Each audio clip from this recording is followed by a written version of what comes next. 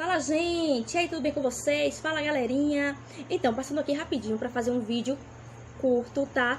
Para falar a respeito da biossegurança dentro da área de APH, tá bom? Para os profissionais da área de resgate e também alguns profissionais da área de saúde que ainda não entendem muito bem a respeito da biossegurança, tá certo? Então, eu vou estar tentando abrir um pouquinho a visão de vocês a respeito da biossegurança, tá bom? Então já vai curtindo, deixando seu like e até o final você vai entender um pouquinho do que significa a biossegurança. Eu me chamo Juliane Silva, estou aqui mais uma vez para te ajudar. Para entender a respeito da biossegurança, primeiramente a gente tem que entender o conceito da palavra biossegurança. Bio significa vida, segurança, segurança. Então a gente tem dentro da palavra biossegurança, segurança da vida. E o que significa isso? A biossegurança da vida são um conjunto de métodos, tá? De normas e de técnicas que foram criadas no intuito de prevenir, controlar ou eliminar os riscos existentes, tanto para o ser humano como para o meio ambiente. Dentro desse contexto, a gente tem a classificação de risco e perigo, que são duas palavras que andam lado a lado, tá? O que significa o perigo? O perigo é aquilo que pode trazer lesão ou doença para o profissional de saúde ou para o trabalhador dentro de uma empresa. Já o perigo é aquilo onde ele está exposto. Vou dar um exemplo nítido agora. O radiologista, tá? Ele está exposto à radiação diária, tá bom? Então, o que vai acontecer? A radiação é o risco e o que a radiação causa? O câncer. Então, o câncer vai ser o perigo, tá? Sabendo também que na área do APH, a biossegurança se divide em três, tá? Primeiro, a autobiossegurança, a biossegurança física e a biossegurança psicológica. Vou iniciar falando da biossegurança psicológica, tá? O que significa isso, Ju? Significa dizer que todo profissional da área de resgate ou que pratica o APH, ele tem que ter um psicológico bem dotado ou bem trabalhado para lidar com certas situações extremas, tá? O que está acontecendo muito hoje em dia é esse profissional, ele trazer problemas de casa para o trabalho. Então, isso não é o certo, não é o recomendado. Por quê? Os seus pacientes ou as vítimas, elas não têm culpa do que está acontecendo na sua casa. Então, a gente tem que trabalhar essa biossegurança psicológica para a gente poder ajudar aquelas vítimas, porque de certa forma a gente vai ser a mãe, a gente vai ser o pai, a gente vai ser aquele que vai pegar na mão, a gente vai ser um parente indiretamente dessa vítima, tá? Porque só sabe o que é um trauma quem já passou por um. Então, bom seria que cada profissional preparasse o seu psicológico para estar lidando com certas situações e não ficasse descontando algumas coisas na vítima, tá? Preparou o seu psicológico, não levou problemas de casa para o trabalho, agindo com responsabilidade, vamos lá para a biossegurança física, que também é outro problema, tá? A biossegurança física, hoje em dia, o que está acontecendo com os profissionais da área de resgate? Eles pegam muito peso. Por eles pegarem muito peso e serem sedentários, tá? No levantamento de prancha, abaixamento de prancha, até mesmo tá no evento, tem que pegar aquela vítima, às vezes não tem como levar a prancha, ele tem que pegar no braço mesmo, tá? Tem que usar da força tática para poder levar esse paciente até a ambulância e dali fazer o transporte. Então, assim, o que acontece hoje em dia? Muitas pessoas sedentárias com problema na coluna, entre outros por fins, tá? Então, não é aconselhado isso. Então, primeiramente, você tem que cuidar da sua biossegurança física. Como fazer isso? Cuidando da sua saúde, tá? Não ficando sedentário, praticando ou uma academia, ou se alimentando com alimentos saudáveis, também praticando uma caminhada. Então, se você faz isso, você vai estar exercitando a sua biossegurança física e também se prevenindo de alguma lesão, tá bom? E temos a autobiossegurança. A autobiossegurança está inserida na NR6. O que significa NR6? É uma norma regulamentadora existente na segurança do trabalho, tá bom? Essa norma regulamentadora, ela regulamenta o uso de EPIs. Então, a biossegurança está inserida, tá? A autobiossegurança está inserida junto com a NR6. Se ela está inserida junto com a NR6, é aconselhável, tá? Que esse profissional da área de resgate, ele utilize desses EPIs. Por quê? a autobiossegurança do trabalhador, do profissional da área da saúde, ele sabe que ele vai ter que usar a máscara, ele vai ter que usar a bota, o macacão, o jaleco, ele vai ter que utilizar dos seus EPIs, que são os equipamentos de proteção individual, e também EPRs, que são os equipamentos de proteção respiratória, para quem trabalha com o atendimento pré-hospitalar.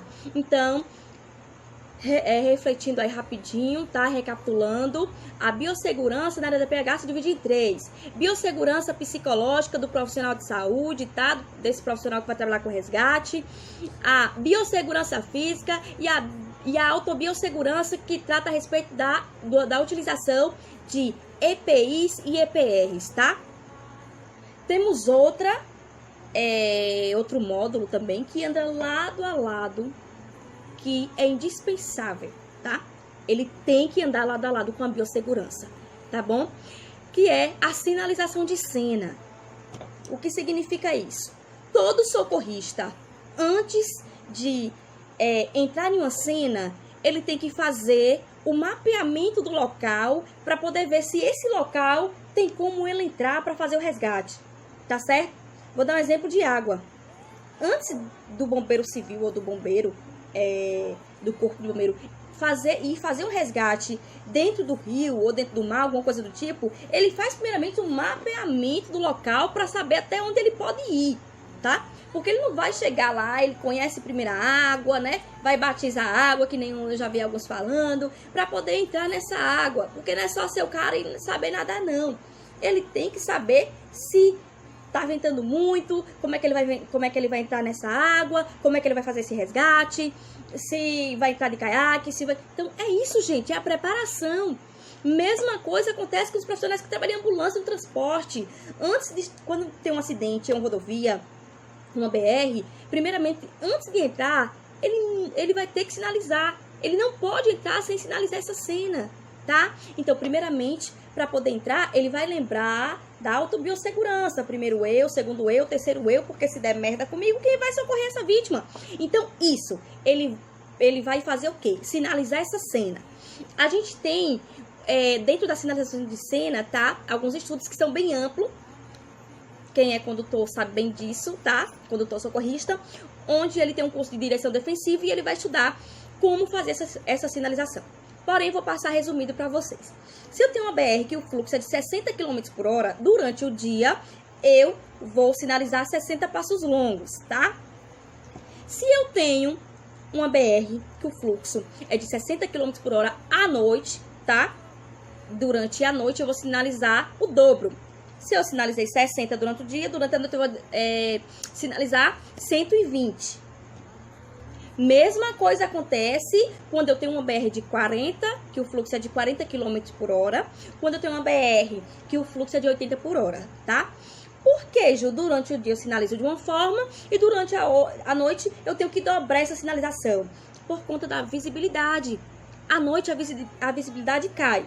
Outra coisa também, quem quebra toda essa visibilidade são as curvas e as ladeiras. Então, sinalizou até a curva, tá bom? Mesma coisa na ladeira. Chegou na ladeira, eu paro de contar, sinalizo e começo a contar novamente. Por quê? Eu preciso anunciar às pessoas que vêm nos seus automóveis, tá? Nas suas motocicletas, que vêm lá atrás, que tá acontecendo alguma coisa. Eu tenho que acender o sinal de alerta. Se eu não paro a contagem, tá? E não sinalizo após a curva, o que é que vai acontecer? Ele vai vir em alta velocidade, não vai dar tempo ele frear e vai acabar pegando em cheio a equipe. Então, quando a gente fala em biossegurança, a gente está falando que a gente tem que lembrar da nossa biossegurança e da segurança da vítima e das demais pessoas que estão ali, principalmente da equipe. Porque se acontecer alguma coisa com a equipe, quem é que vai resgatar essa vítima? Então, pratiquei a biossegurança, tá? Estou ali com meus EPIs e EPRs. É bom que quando descer da ambulância, tá? Ou socorrista que for para uma ocorrência, ele já vai com a sua bolsa de primeiros socorros totalmente formada. Por quê? Enquanto eu estou praticando a biossegurança, sinalizei a cena, avaliei a cena, sinalizei, sinalização de cena. Entrei na vítima, pronto. Aí já eu tô desenvolvendo o APH. Quando eu entrei na vítima dentro do APH, eu tô desenvolvendo o suporte básico de vida, tá? Então, eu já tenho que levar tudo para perto dessa vítima. Por quê? Vai que eu tô lá com essa vítima no controle da cervical e eu tenho que soltar essa cervical para poder pegar uma coisa que eu esqueci? Então, isso não é recomendado, tá? E não é protocolo. Tô ali com aquela vítima, eu tenho que levar já minhas coisas para poder iniciar os procedimentos.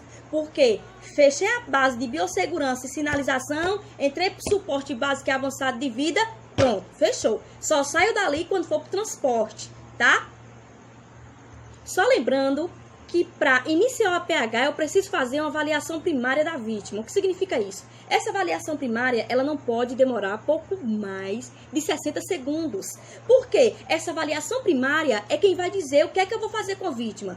Se eu vou para a letra A, se eu vou para a letra X, como é que eu vou fazer, tá certo? Se eu vou desenvolver primeiro o XABCDE, ou se eu vou desenvolver primeiro só a letra X. Então, essa avaliação primária em 60 segundos é essencial para você poder saber o que é que você vai fazer com a vítima. Se você vai fazer uma reanimação, se você está vendo que ela está desacordada, vai olhar se está em parada respiratória, ou se está sem pulso, então, ou se está em parada cardiorrespiratória, para você iniciar a reanimação. Então, esses 60 segundos são fundamentais para um socorrista continuar os procedimentos, ou melhor, entender quais serão as medidas adotadas para poder resgatar essa vítima, tá certo?